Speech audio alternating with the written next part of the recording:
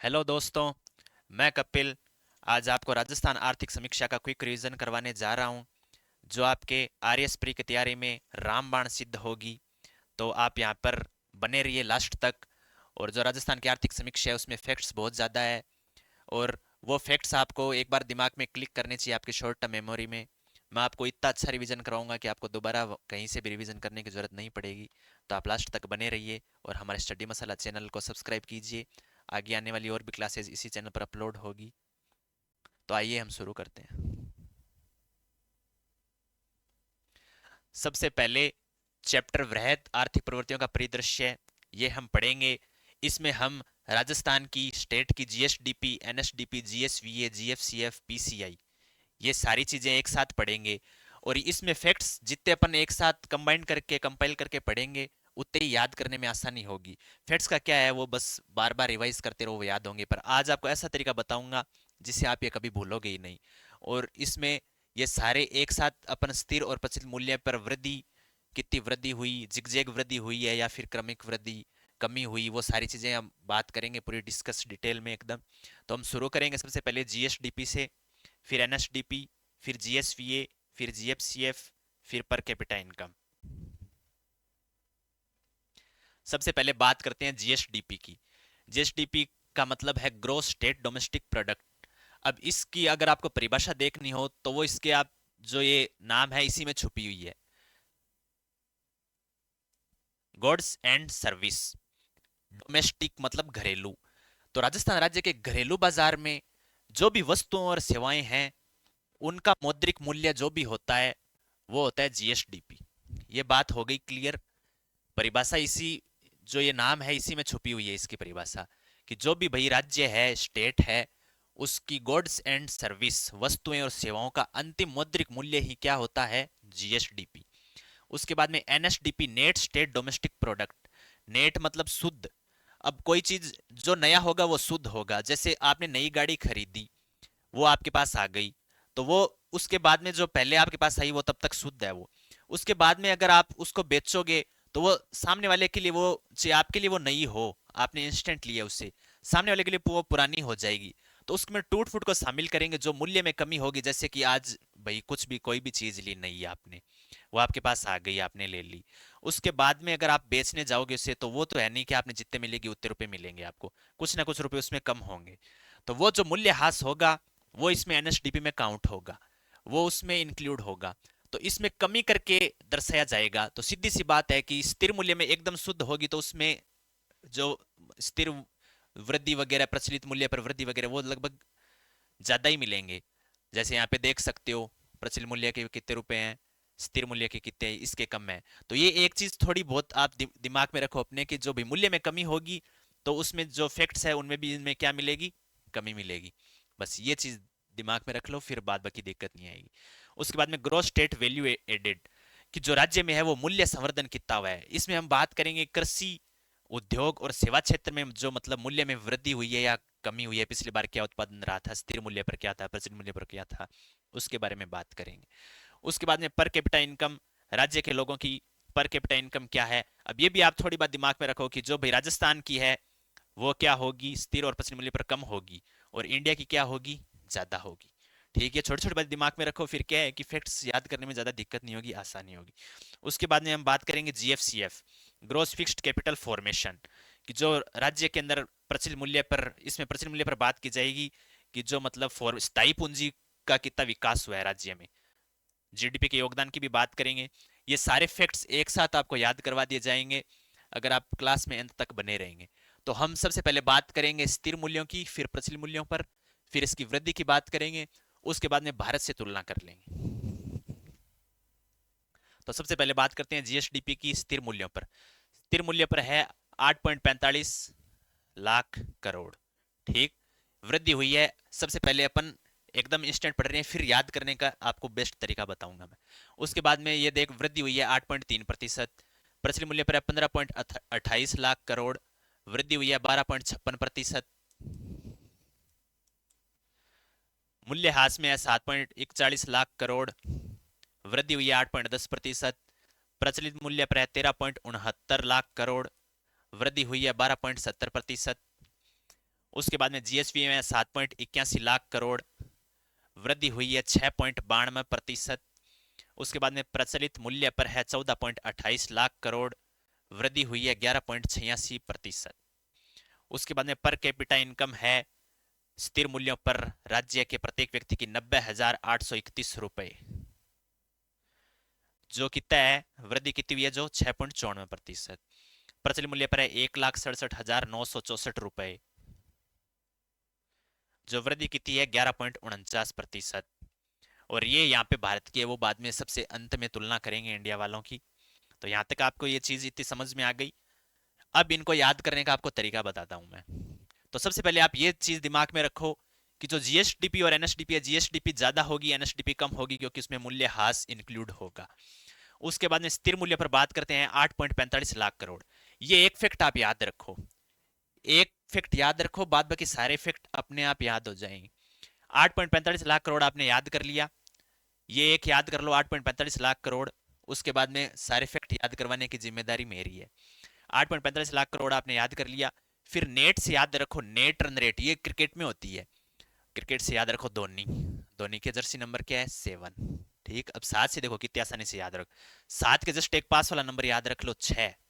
7 × 6 42, 42 में से एक कम कर दो, 41। ठीक, 7.41 लाख करोड़। अब ये 7 और 6 पास पास याद रखोगे ना, तो ये भी आसानी से याद हो जाएगा। 7 और 6 13। ठीक, 13.69। बस ये एक डाटा याद हो गया, ये ऊपर वाला याद हो गया, फिर कुछ करने की जरूरत नहीं है, क्योंकि फिर इसमें सेम है, इसमें 14 × 2 14.28 है, इसमें 15.28 है। ये एक याद रख लो नेट वाला, ये एक नहीं भूलोगे ना आप, फिर सारे डाटा आपको याद आ जाएंगे। और ये एक याद रखो, net run rate Dhoni cricket, सबको याद रह जाएंगे। वैसे चल भी रहा है थाला फॉर ए रीजन 7 बराबर, तो याद करने में आशा है ज्यादा दिक्कत नहीं होगी आपको। 7.41 लाख करोड़, इधर 13.69 लाख करोड़, ये दो फैक्ट आपको याद हो गए। उसके बाद में 1% भी समस्या नहीं आएगी और फैक्ट आपको याद करने में। 8.45 लाख करोड़ ये कर लो याद, स्थिर मूल्य पर, ये दोनों मैंने आपको याद करवा दिए। अब एक चीज दिमाग में रखो कि ये दोनों, इनसे मतलब इन दोनों के बीच में क्या है, इसके और इसके बीच में है ये। ठीक, तभी तो मैंने आपको लाइन वाइज लिखवाए हैं सारे, ताकि आपके ज्यादा समस्या नहीं आई। अब इन दोनों के बीच में सीधी बात है भाई, ये है, तो इनसे तो ज्यादा नहीं होंगे, इनसे कम नहीं होंगे, इनके बीच में आएंगे। अब इनके बीच वाले आंकड़े अपन याद करते हैं। बीच वाले आंकड़े याद करेंगे तो ये भाई, इससे याद रखो, इसका रिलेशन इससे कर दो, एनएसडीपी का जीएसवीएस से, क्योंकि जो जिसमें कमी हुई है उसका संबंध उससे दर्शा दो। जैसे इसमें अपन ने मूल्य ह्रास कम किया, और इसमें जीएसडीपी में से कर घटाए और सब्सिडी जोड़ दी, कि जो भी सरकार अपन को सब्सिडी दे रही है वो एक तरीके का भाई प्रॉफिट है, और कर अपन चुकाते हैं तो वो अपने पास से पैसा जाएगा, तो वो माइनस करना है, और जो सरकार के द्वारा अपन को मिल रहा है वो प्लस करना है। सब्सिडी जोड़ देना, कर घटा देना। कर क्यों घटाने हैं, क्योंकि कर अपन सरकार को टैक्स पे करने पड़ते हैं, जो सब्सिडी है वो गवर्नमेंट अपन को देती है, और वो पैसे अपने पास आएंगे तो वो ऐड करने हैं और कर घटाने हैं। तो ये जिसमें कमी हो रही है दोनों में, उनको कंबाइन करके याद करना, और जो ये एक फैक्ट है ये याद कर लेना। ये याद कर लोगे फिर ये दोनों आसानी से याद हो जाएंगे। तो जीएसवीएन से कर घटा के सब्सिडी करके ये साथ साथ याद कर लेना। 7 वाला मैंने आपको याद करवा दिया, इसमें 4 है, इसमें 8 है, बस एक एक दोनों में सेम है, 7.41 7.81, ये हो गया। उसके बाद में ये 13.69 मैंने आपको याद करवा दिया। उसके बाद में ये याद कर लेना, 14 × 2 28, 14.28। ठीक, ये याद कर लो। तो ये याद हो गया। ये दोनों कमेंट तभी बोल रहा हूँ, कमेंट करोगे, ये चीज समझ में आ गई कि भाई इन दोनों के बीच में रहेगा ये, इन दोनों के बीच में आएगा ये, अपन अलग याद कर रहे हैं ताकि आसानी से दोनों में संबंध हो जाए। उसके बाद में ये याद हो गया 14.28 लाख करोड़। ये एक फैक्ट आप रट लेना, वो भी रट लो, 8.45 लाख करोड़।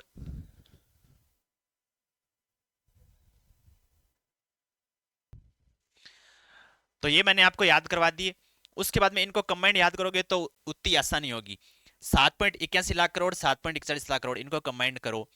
उसके बाद में इन दोनों को कंबाइंड कर दो। ये एक फैक्ट आप याद कर लो, ये भी याद करना एकदम आसान है। शुरुआत कर रहे हो तो 8 से करना। ठीक, ये चीज दिमाग में रख लो। सबसे पहले बात करेंगे जीएसडीपी की, शुरुआत कर लेना 8.45 से, 8 का पाड़ा बोल लो। 8 × 6 बराबर 48, 3 कम कर देना 45। ठीक है, 8.45 लाख करोड़, ये याद कर लो। इसमें सारा रिलेशन देखो 8 का ही है। फिर ये याद कर लो 8 × 2 16, 16 में से एक कम कर देना 15, क्योंकि ये दोनों आपको याद है 13 14 15। वैसे लाइन वाइज भी याद रख लो, क्योंकि इन दोनों का संबंध आपस में है, क्योंकि इसमें मूल्य की कमी हो रही है, इसमें कर की कमी हो रही है, दोनों में कमी हो रही है, मतलब दोनों का आपस में रिलेशन है। तो लाइन वाइज बोलेंगे तो 13 14, 14 के बाद में आएगा 15। तो सीधी बात है 15.28। यहाँ पे 14 × 2 बराबर 28 सीधा हो रहा है, यहाँ पे सीधा याद ही कर लो 15.28। ठीक, ये बात हो गई स्थिर और प्रचलित मूल्यों पर कितना, मतलब 2023-24 में बजट में कितनी प्राइस है।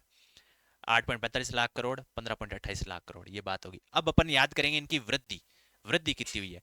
वृद्धि लाइन वाइज वैसे याद रखना एकदम आसानी होगी, जैसे कि 8.45 लाख करोड़ इसमें बात हो गई, तो 45 3 का भाग लगता है 45 में, ठीक। 15 × 3 बराबर 45। तो ये याद रख लेना, ताकि इनमें फिर कंफ्यूज, इन दोनों में कंफ्यूजन होता है अमूमन कि 8.10 लगाएं या 3 लगाएं।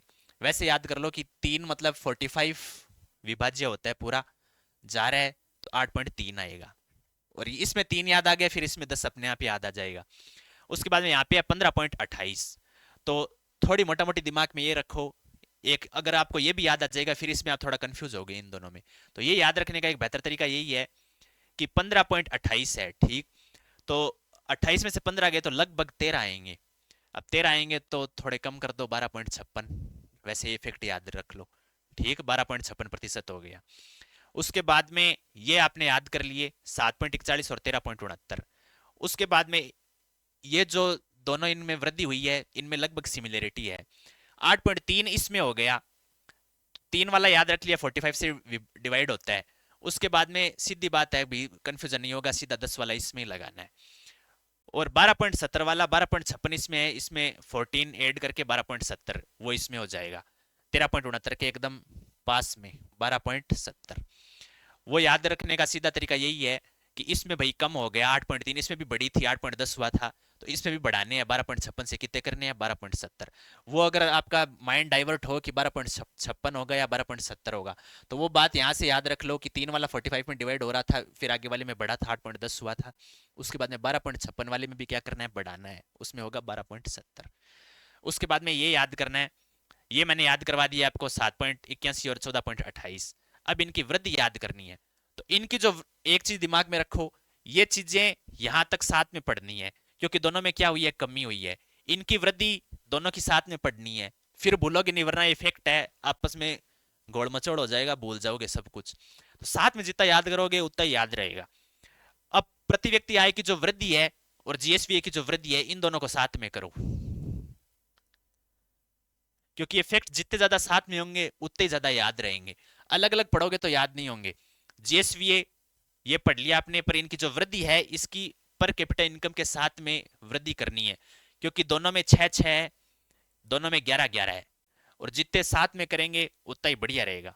अब इसमें 6.92 है, इसमें 6.94 है, इसमें 11.86 है, इसमें 11.49 है। अब एक बात दिमाग में रखो कि 6, अब इसमें थोड़ा कंफ्यूजन होगा, 6.92 किस में है, 6.94 किस में है। तो सीधी बात है, प्रति व्यक्ति आय क्या होगी, थोड़ी ज्यादा, ठीक। तो 92 से कितनी ज्यादा, 2 ज्यादा, 6.94, 92 से 2 बढ़ा देना। उसके बाद में ये यहाँ पे 11.86, 11 का पाड़ा पढ़ लो, 11 × 8 बराबर 88, 2 कम कर देना 86। यहाँ पे वापस पढ़ लो 11 का, 11 × 4 बराबर 44, इसमें कितने जोड़ने हैं, 5। वैसे सीधा याद रख लो कि इसमें ज्यादा है 11.86 और इसमें कम है 11.49, या फिर वैसे याद रख लो कि जो पर कैपिटा इनकम है वो दोनों विषम है, 11.49।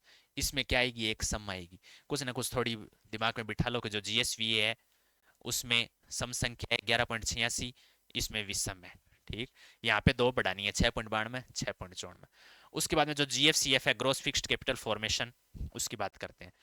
उम्मीद करता हूँ यहाँ तक आपको ये फैक्ट समझ में आ गए। एक बार मैं वापस बता देता हूँ आपको कि जो एनएसडीपी और जीएसवीए की जो स्थिर और प्रचलित मूल्य पर जो कीमतें हैं वो एक साथ पढ़ना। एनएसडीपी वाले मैंने बता दिया आपको, थाला फॉर ए रीजन 7, 7 × 6, 6 के पास में 7 आता है, धोनी ट्रेंड में चल रहा है थोड़ा, तो 7.41 और फिर 6 जोड़ देना 13.69, ये याद हो गए। उसके बाद में 41 4 की जगह 8 लिखना है, और यहाँ पे 14 का पहाड़ा बोलना है 2 बार 28, ये हो गया 14.28 लाख करोड़। उसके बाद में जीएफसीएफ की बात करते हैं, फिर एक बार लास्ट में वापस रिवाइज करवाऊंगा, उसमें आपको हाथों हाथ याद हो जाएंगे सारे फैक्ट्स। तो जीएफसीएफ में ग्रॉस फिक्स्ड कैपिटल फॉर्मेशन इसमें कितनी है, 3,99,594 करोड़। तो ये बात याद रखो, 1 2 3 4, जीएफसीएफ में कितने अक्षर है, 4, 4 लाख करोड़ लगभग, मोटा मोटी रखो। फिर थोड़े वो कम कर देना, 3,99,000 एकदम एज पर है, वो याद रह जाएंगे आपको। जैसे कि भाई 4 अक्षर है, 1 2 3 4, और 4 लाख करोड़ ही है वैसे, ठीक। ये जीडीपी का कितना है, 29.43%। जो राज्य की जीडीपी का है ये टोटल, ये कितना है, 29.43%। अब यहां तक आप समझ गए कि जो वो याद कर लेना यहाँ से कि 4 है, 4 लाख करोड़, 3,99,594 करोड़, थोड़ा ही कम है, तो थोड़ा अंदाजा लगा लेना। जीडीपी का कितना हो गया, 29.43%। उसके बाद में 2021 और 22 से कंपैरिजन करते हैं कि 2021-22 की तुलना में 12.78% इस बार क्या हुई है, वृद्धि हुई है इसके अंदर। जीएफसीएफ में जो भाई मूल्य संवर्धन है, ज्यादा कंपनियां निजी है, तो निजी भागीदारी ज्यादा होगी, और पब्लिक सार्वजनिक होगी वो क्या होगी, कम होगी। ये थोड़ी दिमाग में रखो बात। उसके बाद निजी कितनी है, एक याद कर लो, पब्लिक वाली याद कर लो, कि जो सरकार वाली है सार्वजनिक है वो क्या है, थोड़ी कम है, 21.46, 21 इंटू 2 बराबर 42, 42 से 4 ज्यादा 46, ये याद कर लोगे। ये 100 में से 21.46 घटा लेना, 78.54, ये अपने आप आ जाएगा। तो पब्लिक जीएफसीएफ में पब्लिक हिस्सेदारी कितनी हो गई, 21.46%, और निजी क्या होगी, 78.54%। ये याद कर लो। जीडीपी का 29.43% याद हो गया। उसके बाद में जीएफसीएफ याद कर लेना, 4 अक्षर, 4 लाख करोड़, 3,99,594 करोड़, ठीक हो गया याद। उसके बाद में बात करते हैं भारत की। तो जो भारत में जो जीडीपी थी स्थिर मूल्य पर, वो कितनी थी, 173 लाख करोड़, और प्रचलित मूल्य पर कितनी थी, ये प्रचलित की है,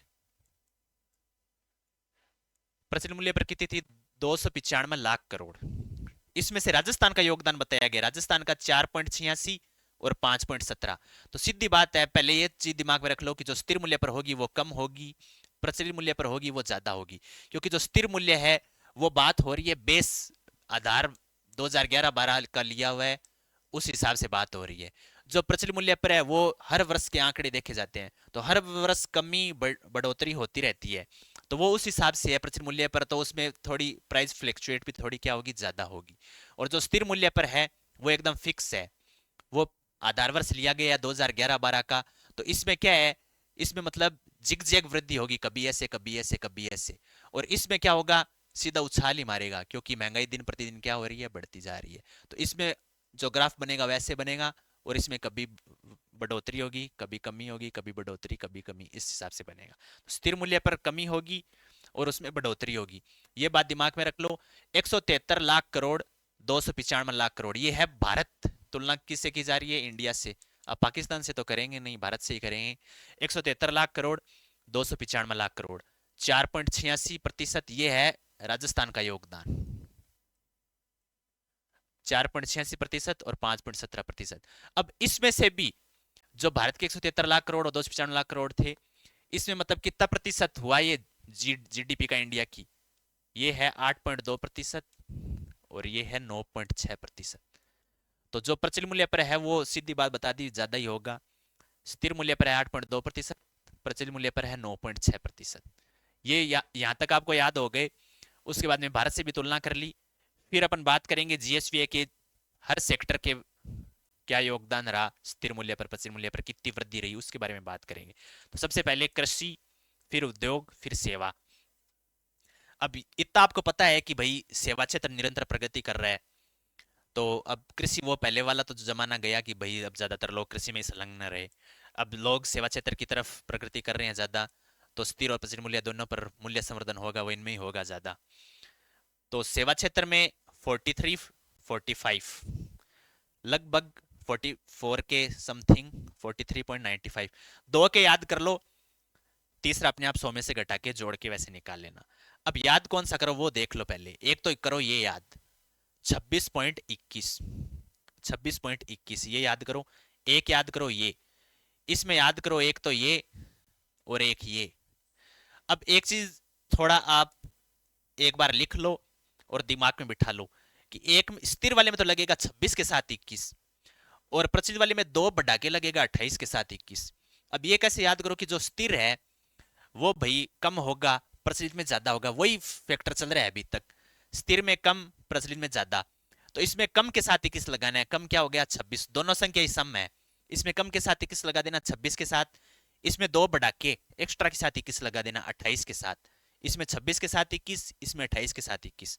ये दो फैक्ट याद हो गए, इन दो को मत करना चाहिए, घटा के निकाल लेना, और याद करो तो वो आपकी मर्जी है, इसमें 29.84, इसमें 26.72, पर ये याद कर लोगे ना आप, इसमें 26 के साथ 21, इसमें 28 के साथ 21, और ये दोनों याद हो ही जाएंगे, इतने मुश्किल नहीं है। 43.95 और 45.07 ये एकदम आसान है। 43.95 और 45.07 इनमें याद करने में ज्यादा समस्या नहीं होगी आपकी। 43 2 45, और ये वाले ऐसे याद कर लेना क्रॉस में दोनों, फिर ये दोनों जोड़ के घटाओगे तो ये इतने आ जाएंगे, ये जोड़ के ये घटाओगे तो ये इतने आ जाएंगे, इनको मत करना याद। कुछ चीजें छांट के रखो कि हाँ ये याद करनी है, ये वाली छोड़नी है, फिर क्या है ज्यादा समस्या नहीं होगी, ज्यादा दिक्कत नहीं होगी। उसके बाद में ये आंकड़े हो गए। फिर हम बात करेंगे भारत की जो पर कैपिटा इनकम है उसके बारे में। तो जो इंडिया की पर कैपिटा इनकम है वो सीधी बात है भाई कि राजस्थान की क्या होगी, राजस्थान से तो ज्यादा ही होगी, पूरे देश की बात हो रही है। अब ये कैसे याद करो, ये सबसे पहले भारत वाली करो, 90,831 रुपए, ठीक, लगभग आइडिया हो जाना चाहिए कि 91 के समथिंग है, 90 है। वैसे ये आगे वाली थोड़ी जरूरी भी नहीं याद करनी, आपको ऑप्शन देके वैसे याद आ जाएगी, क्योंकि जरूरी नहीं, ये ऑप्शनल सब्जेक्ट, ऑप्शनल एग्जाम है, अपन पूरी चीजें एकदम याद करें वो भी जरूरी नहीं, ऑप्शन देके अपन को याद आनी चाहिए, शॉर्ट टर्म मेमोरी में होनी चाहिए अपने। तो 90,831 रुपए, ये है 1,67,964, ये है 1,06,744, ये है स्थिर पर, ये है 1,84,205, ये है प्रचलित पर। तो इसकी जो स्थिर की है, राजस्थान की जो स्थिर मूल्य पर है उसकी तुलना करवाओ आप भारत की प्रचलित से, और जो राजस्थान की प्रचलित है उसकी तुलना करो भारत के स्थिर से, तब क्या होगा, दोनों फैक्ट याद हो जाएंगे कि भाई इसमें 90 है, 90 का डबल किया 180, तो 180 से थोड़ी ऊपर 184 के समथिंग क्या है इंडिया वाली, स्थिर नहीं प्रचलित, क्योंकि राजस्थान की स्थिर की तुलना कराओ भारत की प्रचलित से, और भारत की स्थिर की तुलना करो राजस्थान की प्रचलित से, दोनों याद हो जाएगी। 90 के डबल कर दो 180, 1,84,205, और जो प्रचलित पर राजस्थान की है वो 1,67,964 है, तो इसमें 6 को आगे ले लेना 106 के समथिंग, वैसे याद रखो, क्योंकि 67 आ रहा है इसमें, इसमें भी फिर 6 तो आएगा, ठीक है, इसमें 106 कर देना, यहाँ पे जीरो लगा देना, ठीक है, वो बात याद हो जाएगी। तो इन दोनों की आपस में तुलना करवा लो। उसके बाद में वृद्धि, इसकी तो अपने यहाँ पे देख ली, इसके साथ में जीएसवीए के साथ में राजस्थान वाले की, इसकी वृद्धि अपन को याद करनी है। तो राजस्थान वाले में यहाँ पे 1,06,744 वाले में हुई है 7.38% वृद्धि, और इसमें हुई है 8.68% वृद्धि। भारत वाले में प्रचलित मूल्य पर कितनी वृद्धि हुई है 8.68%, और स्थिर वाले में कितनी हुई है 7.38%। तो ये कंबाइंड याद रखो, 6, ये वाला स्थिर वाला याद कर लो, राजस्थान में 1,06,000, फिर 6 के बाद में 7, फिर 8, मतलब जो राजस्थान में वृद्धि हुई है वो कंटिन्यूस चली है, 6 7 8, 7.38, 8.68, ठीक। या फिर यहाँ से ये देख लो, इसमें भी 8, वृद्धि में भी 8, वो चीज दिमाग में रख लो। उसके बाद में ये तुलना कर ली अपने जीएफसीएफ की, जीडीपी में भी योगदान बता दिया। उसके बाद में इनमें कितनी वृद्धि हुई है वो देख लेते हैं। तो स्थिर कीमत पे कृषि में 26.21, 29.84, 43.95, इनमें वृद्धि कितनी हुई है ये देख लेते हैं। तो इसमें कृषि पर वृद्धि हुई है 2.13%, उद्योग में हुई है 12.43%, और सेवा में हुई है 6.37%।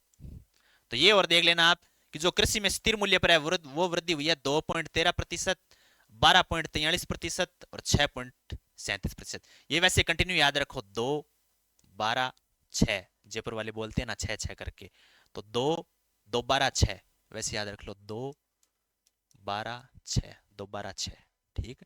मतलब एक बार भाई कोई चीज दोबारा बताओ, दोबारा बताओ 6, वैसे करके कुछ भी देख लो अपना, ये तीनों लाइन वाइज याद कर लो, 2 12 6, फिर ये बोलोगे नहीं, 2 12 6, ठीक। ये होगी स्थिर मूल्य पर। उसके बाद में प्रचलित मूल्य पर सिर्फ ये डाटा याद कर लो, इसमें वृद्धि कितनी हुई वो याद करनी जरूरी नहीं है, क्योंकि ये हर साल बदलती रहती है। स्थिर मूल्य पर क्या है, बेस प्राइस सेम ही लिया हुआ है 2011-12 का, तो उसमें ज्यादा समस्या नहीं होगी, वो पूछते भी ज्यादा है। तो स्थिर मूल्य वाली कर लेना याद। और फिर ये सारे फैक्ट्स हो गए लगभग इस पेज के। तो ये जो पहला चैप्टर था, इसके जितने भी सारे आंकड़े फैक्ट्स थे, परिभाषा वगैरह, पूरा एक ही पेज पे कंपाइल कर लिया है। तो आप इसका स्क्रीनशॉट ले लो एक बार, अगर आपको एक बार फिर एग्जाम टाइम में एकदम पास में अगर ये रिकॉल करने हो सारे, तो एक बार देख लेना आप, इसका स्क्रीनशॉट ले लो पेज का। उसके बाद में हम स्टार्ट करते हैं आगे। अब हम कंपैरिजन करेंगे डब्ल्यूपीआई और सीपीआई का। उसके बाद में ये पहला चैप्टर कंप्लीट हो जाएगा, इसमें ज़्यादा और कुछ तंत्र नहीं है, बस ये दो ही चीज़ें हैं जो काम की है। उसके बाद में हम बात करेंगे डब्ल्यूपीआई की और फिर सीपीआई की। तो इसमें सिर्फ वस्तुओं को शामिल किया जाता है,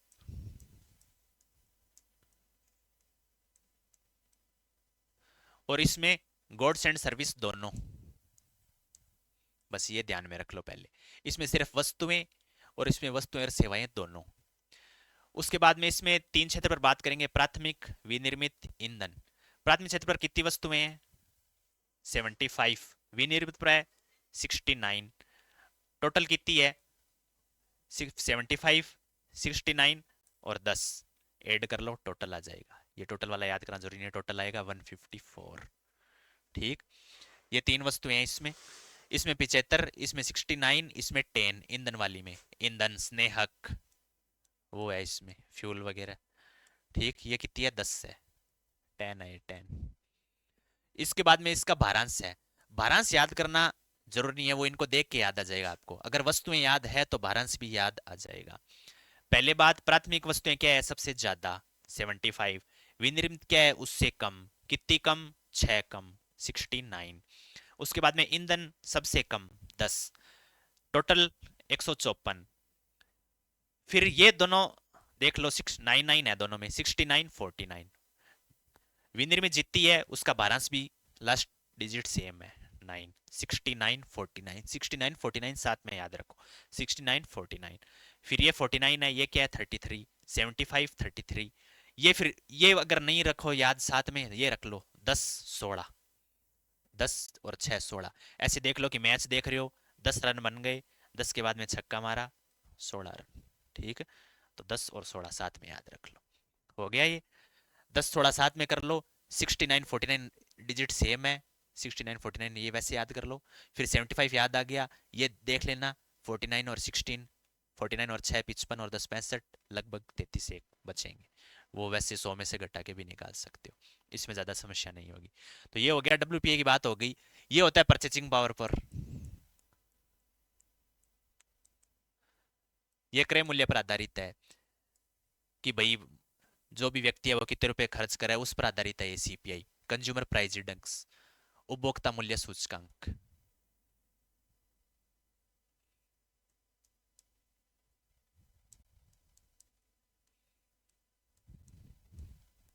ठीक, इसमें जो गणना है वो सीपीआई इंडस्ट्रियल वर्कर अलग होता है, एग्रीकल्चर पर अलग होता है, रूरल पर अलग होता है, और जो रूरल और अर्बन मिक्स है वो अलग होता है। ये तो जारी किया जाता है एनएसओ द्वारा, एनएसओ नई दिल्ली।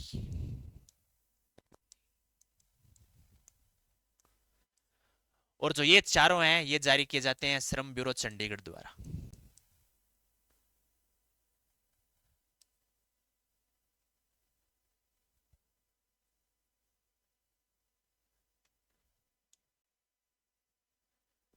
ये जारी किया जाता है श्रम ब्यूरो चंडीगढ़ द्वारा, ये तीनों। और ये जो रूरल और अर्बन वाला है, ये एनएसओ 2012, ये इसका वर्ष है, ये जारी किया जाता है नई दिल्ली द्वारा। अब एक बात और याद कर लो कि जो ये डब्ल्यूपीआई है, इसका राजस्थान में तो आधार वर्ष है 1999 2000, और जो इंडिया वाला है वो है 2011 और 12। आर्थिक एवं सांख्यिकी निदेशालय द्वारा ये जारी किया जाता है।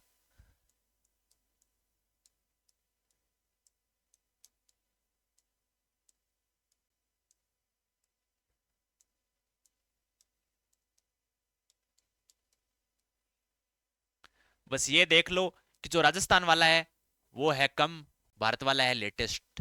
भारत है अपडेट, राजस्थान है पिछड़ा हुआ, वैसे तो नहीं है पर इसमें है 1999 2000, भारत वाला है 2011 और 12। ठीक, इसमें और ज्यादा फैक्ट याद नहीं करने, ये आप देख लेना। इसमें जो जिसमें सबसे ज्यादा वस्तुएं हैं उसमें सबसे ज्यादा वृद्धि हुई है 0.96%। इसमें हुई है 0.23%। इसमें हुई है 0.48%।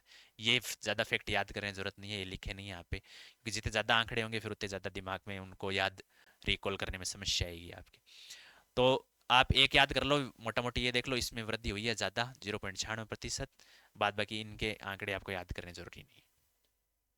उसके बाद में जो एग्रीकल्चर है, तो भाई ये मानते हैं कि कृषि पहले से व्यवसाय रहा है पुराने टाइम से, तो इसका जो सबसे जो बेस ईयर है वो सबसे पुराना है 1986 87।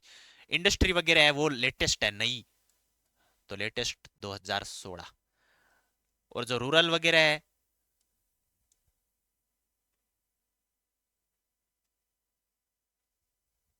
ठीक, रूरल वगैरह इसमें ये साथ में ही है दोनों, सीपीए रूरल अर्बन एनएसओ वाला। पर ये जो रूरल ये वाला आंकड़ा है ये श्रम ब्यूरो चंडीगढ़ द्वारा जारी किया जाता है, और जो कंबाइंड है ग्रामीण और शहरी वो एनएसओ द्वारा जारी किया जाता है। इसमें इसी में समस्या आती है याद करने में। और जो इंडस्ट्रियल वाला इंडेक्स है उसका भी आधार वर्ष क्या है 2011-12,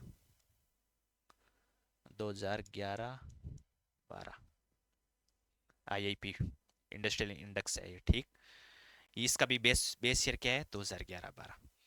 उसके बाद में हम बात करेंगे अखिल भारतीय डब्ल्यूपीआई की और राज्य के डब्ल्यूपीआई की। तो जो अखिल भारतीय मतलब पूरे भारत का जो डब्ल्यूपीआई है वो है 151.3, और ये सेम ही है, ये पिछली बार बीता था इस बार बीता है। इसमें न तो वृद्धि हुई न कमी हुई, ये फिक्स है। और जो राज्य वाला था वो था 385.83 था। जो अब कितना हो गया ये याद रखो, 385 था, जो अब कितना हो गया 387।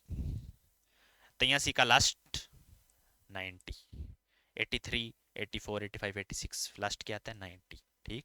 दो बड़ा है, यहाँ से 83 का लास्ट लगा देना 90।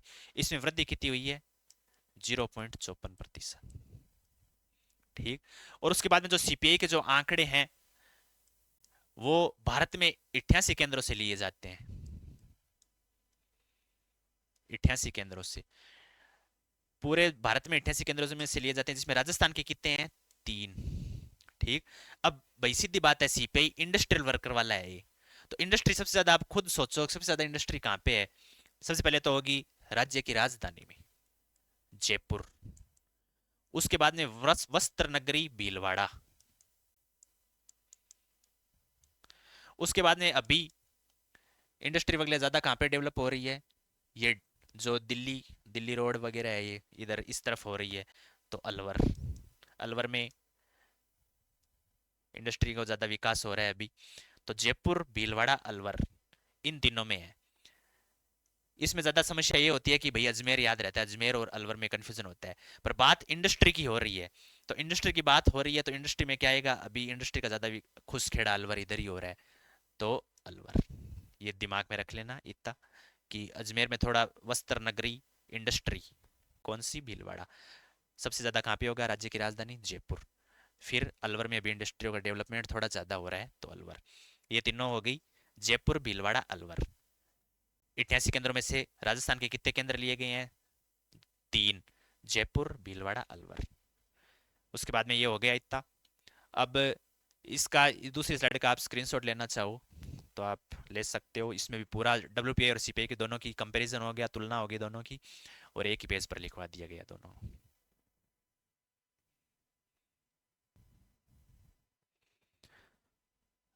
इसके बाद में पीछे जो स्लाइड थी उसमें एक चीज मिस कर दी थी अपन ने, कि जो जीएफसीएफ है उसमें सबसे ज्यादा योगदान किसका है, ये बाकी रही थी। तो वो आप एक कोड से याद रखो कि जो जीएफसीएफ है इसमें भी 4 नाम है, ये तो अपन याद कर लिया, 4 नाम से 4 करोड़, ठीक, 3,99,500 में 4 लाख करोड़, ठीक। उसके बाद में जो जीएफसीएफ है इसके अंदर किन क्षेत्रों का योगदान सर्वाधिक है वो भी एक कोड से याद करेंगे। तो यहाँ पे जीएफसीएफ ये तो आपको याद रह जाएगा, ये मैं कहता हूँ हिंदी वाला पढ़ने से बेटर है ये इंग्लिश वाला याद रखें आप। इसमें कोड बना दो सीआरपीएफ, ठीक, इसमें भी एफ लास्ट में भी एफ, तो एफ से आपको याद रहेगा कि हाँ ये कोड किसका है जीएफसीएफ का है। सीआरपीएफ जवान वाला जो आर्म्ड फोर्सेज है उसका कोड बना लो। तो सी से हो गया कंस्ट्रक्शन, आर से रेजिडेंशियल, पी से पब्लिक एडमिनिस्ट्रेशन। तो ये आप अलग वैसे लिख लेना याद कर लेना, और ये इंग्लिश टर्म याद करो तो ही बेहतर है, क्योंकि हिंदी वाले करोगे तो फिर कोड नहीं बनेगा। तो सी से हो गया कंस्ट्रक्शन, आर से रेजिडेंशियल, पी से पब्लिक एडमिनिस्ट्रेशन। इन तीनों का योगदान जीएफसीएफ में क्या है, सर्वाधिक है। तो ये और एक जो फैक्ट रह गया था, मिस हो गया था, वो भी नोट कर लेना। और ये कोड याद रख लेना, जीएफसीएफ से सीआरपीएफ, ये कोड। फिर क्या है इसमें, मतलब भूलने की जो समस्या है वो दूर हो जाएगी, और वो भी याद रह जाएगा फिर कि जो 88 केंद्र लिए गए हैं उसमें कौन कौन से थे, वरना फिर इन दोनों में समस्या होगी आपकी।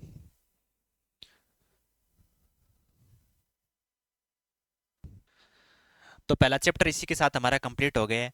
अब एक बार हम इसका कोई रिवीजन कर लेते हैं, ताकि जो फैक्ट वगैरह है वो याद हो जाए और समस्या ना आए। तो सबसे पहले याद रखो जीएफसीएफ वाला, जीएफसीएफ इसका कोड क्या बनाया था, सीआरपीएफ, दोनों के लास्ट में एफ। योगदान किसका है सर्वाधिक, सबसे पहले कंस्ट्रक्शन, उसके बाद में रेजिडेंशियल, उसके बाद में पब्लिक एडमिनिस्ट्रेशन, ये हो गया योगदान। फिर जीएफसीएफ में अल्फाबेटिक डिजिट कितने हैं, 4, जीएफसीएफ। उसी में चार चार से याद रखो, 3,99,594 करोड़, ठीक, लगभग 4 के पास, मोटा मोटी अंदाजा हो जाएगा आपको। उसके बाद में इसमें वृद्धि कितनी हुई, 29.43, ठीक। जीडीपी में कितना योगदान योगदान था, 29.43%। और वृद्धि कितनी हुई, 12.78%। जिसमें से जो योगदान है वो पब्लिक का होगा कम, प्राइवेट का क्या होगा, ज्यादा। प्राइवेट का योगदान एक एक याद रख लो, दोनों में से या तो पब्लिक का कर लो या प्राइवेट का कर लो। प्राइवेट का कर लो 21.46, 21 इंटू 2 बराबर 42, 4 ऐड कर देना 46, वो फिर 78.54 अपने आप आ जाएगा, 100 में से घटाओगे तो, वो याद करने की जरूरत नहीं है, ठीक। जीएफसीएफ हो गया। इसी के साथ फिर बात करेंगे पर कैपिटल इनकम की। तो जो पर कैपिटल इनकम है वो है 90,831। अब वो मैंने कैसे याद करवाया था, जो स्थिर वाला है उसको याद करना भारत वाली से, भारत वाली प्रचलित से, और जो भारत वाली स्थिर है उसको याद करना राजस्थान वाली स्थिर से, ठीक। तो जो इंडिया की जो स्थिर है वो कितनी है, 1,06,000। इंडिया की स्थिर 1,06,000, राजस्थान की प्रचलित 1,67,000, ठीक। उसके बाद में जो भारत भारत की प्रचलित है वो कितनी है, 90 से डबल कर देना, इंडिया राजस्थान की स्थिति से डबल, 90,831 का डबल 180, 180 से 4 ज्यादा 184 समथिंग, ठीक। ये हो गई याद। उसके बाद में ये याद कर लेना, जीएसडीपी, एनएसडीपी, जीएसवीए, ये इसकी बात करते हैं। तो जो जीएसडीपी थी वो कितनी थी, 8.45 स्थिर मूल्य पर। सबसे पहले बात कर लेते हैं स्थिर मूल्य पर। स्थिर मूल्य पर 8.45, उसके बाद में प्रतिशत मूल्य पर 15.28, ठीक। उसके बाद में जो एनएसटीपी थी वो कैसे याद की थी, नेट रन रेट। तो नेट रन रेट सिद्ध धोनी 7, 7 इंटू 6 41, 42 होता है वैसे तो 41 करेंगे, 7.41। उसके बाद में 7 और 6 13, 13.69, ठीक। ये हो गई एनएसडीपी। उसके बाद में बात करते हैं जीएसवीए की। तो जीएसवीए और एनएसडीपी का दोनों का अपन ने कंबाइन करके कंपैरिजन किया था। तो वो 7.41 है तो वो होगी 7.81, वो 13.69 है तो वो होगी 14 इंटू 2 बराबर 28, 14.28, ये दोनों हो गई साथ में याद। उसके बाद में अपन जीएसपी जो हर सेक्टर की है वो बात करेंगे। तो मैंने कहा था 2 सेक्टर याद कर लो, स्थिर पर कृषि कर लो 26.21, उसमें 2 बढ़ा के उद्योग वाला कर लो 28.21, वो दोनों याद हो जाएगी। 43 सेवा वाले 43.95, 45.07, उसके बाद में दोनों को जोड़ के ये घटा देना, ये आ जाएगी। तो मोटा मोटी बात याद ये है कि सारे फैक्ट याद करने मत जाओ, कुछ फैक्ट ऐसे भी रखो कि हाँ भाई मैं ऐसे करके निकालूंगा वैसे, क्योंकि फिर आगे और भी ज़्यादा फैक्ट पढ़ने पड़ेंगे, सारे याद करने जाओगे तो समस्या ज़्यादा होगी। उसके बाद में जीएसडीपी पर इंडिया पर बात करते हैं, 173 लाख करोड़ है, 173 उधर 295, 173 लाख करोड़, 295 लाख करोड़। अब बात करते हैं राजस्थान का कितना योगदान है इसमें।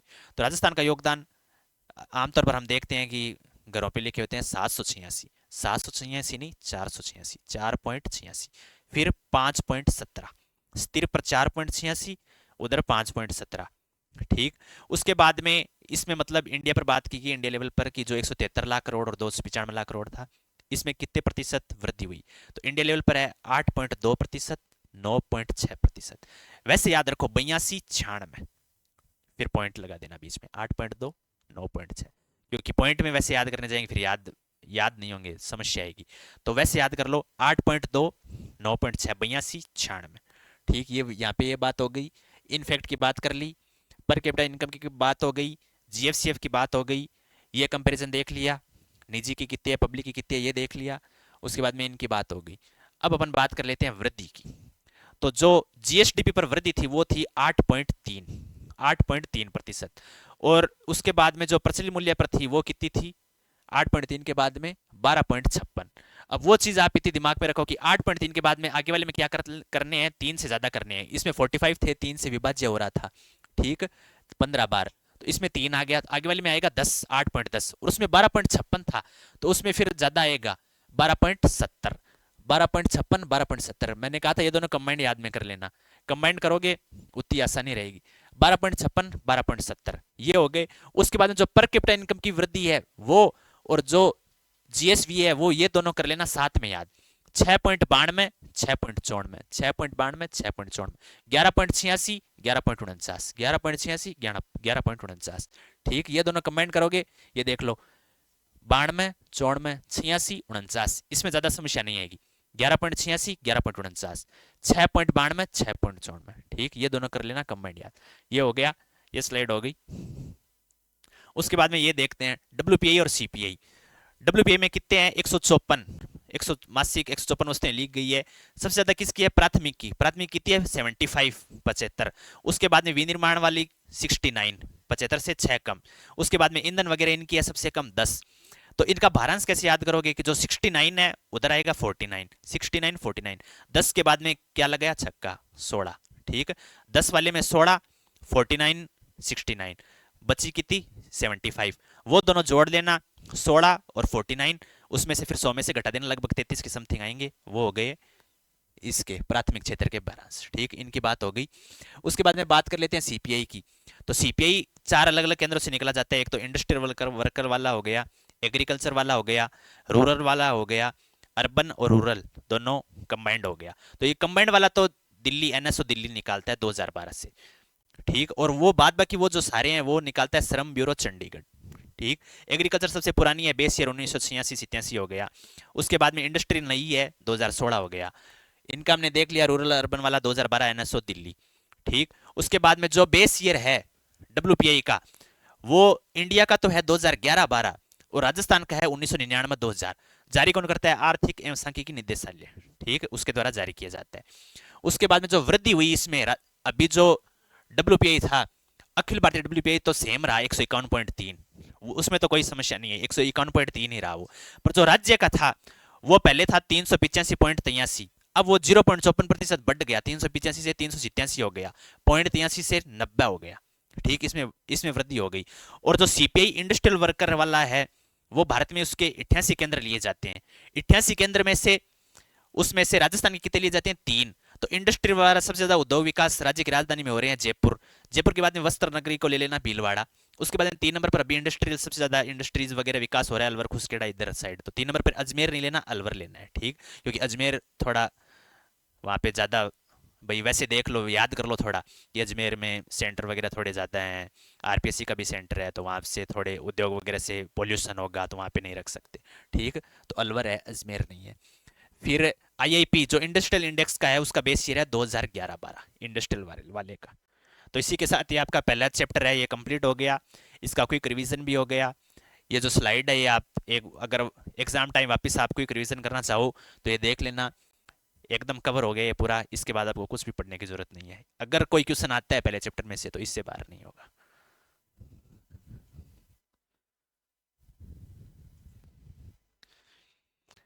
इसी तरह की छोटी छोटी वीडियोस और आएगी जिसमें आपको पूरा रिवीजन करवाया जाएगा, और कम दिनों में एकदम कंप्लीट रिवीजन हो जाएगा। इसके बाद आपको कहीं पे नहीं जाना पड़ेगा, न कहीं से पढ़ना। तो आप इस चैनल को, स्टडी मसाला चैनल को सब्सक्राइब कर लो, इस प्लेटफॉर्म पर जुड़े रहो, अंत तक बने रहो। हम आपको पूरा आश्वासन देते हैं कि आपको पूरा सिलेबस इस हिसाब से रिवाइज कराएंगे कि कहीं से आपको दोबारा पढ़ने की भी जरूरत नहीं पड़ेगी। वो दिमाग में इस तरीके से बैठ जाएंगे, आपके सारे फैक्ट्स आप भूलोगे नहीं, ऑप्शन देखते ही याद आएंगे आपको। धन्यवाद।